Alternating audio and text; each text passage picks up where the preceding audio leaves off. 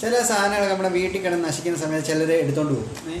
എടുത്തുകൊണ്ട് പോയി അവരത് റെഡിയാക്കി എന്തെങ്കിലും ചെറിയ കംപ്ലൈൻ്റ് ഒക്കെ ആയിരിക്കാം, ടി വി അങ്ങനെയൊക്കെ ഉള്ള എന്തെങ്കിലും സാധനങ്ങളൊക്കെ ആയിരിക്കും. അപ്പോൾ അവർക്ക് ഇല്ലാത്തത് കൊണ്ട് പാവപ്പെട്ട ആൾക്കാരായിരിക്കും, അവരില്ലാത്തത് കൊണ്ട് അവർ കൊണ്ടുപോയി റെഡിയാക്കിച്ചിട്ട് കാണുന്നതൊക്കെ ആയിരിക്കും. അപ്പോൾ അവർ കുറേ എന്നും പിന്നെ അവരുടെ അടുത്ത് അവർ പറയുന്നതെന്ന് പറഞ്ഞു കഴിഞ്ഞാൽ ബാക്കിയുള്ള ആൾക്കാരുടെ അടുത്ത് ഇവർ പറയുന്നത് ഞങ്ങൾ കൊടുത്ത ടി വി വെച്ച് അവർ കാണുന്നത് എവിടെ കിടന്ന് പന്നലായിട്ട് കിടന്ന സാധനമാണ് അവരെടുത്തുകൊണ്ട് പോയി അവർ റെഡിയാക്കിച്ചിട്ട് കാണുവാണ്. സത്യം അവർക്ക് പൈസ കാണത്തില്ലായിരിക്കും, അത്രയും പൈസ ഒന്നും കാണത്തില്ലായിരിക്കും മേടിക്കാനുള്ളത്.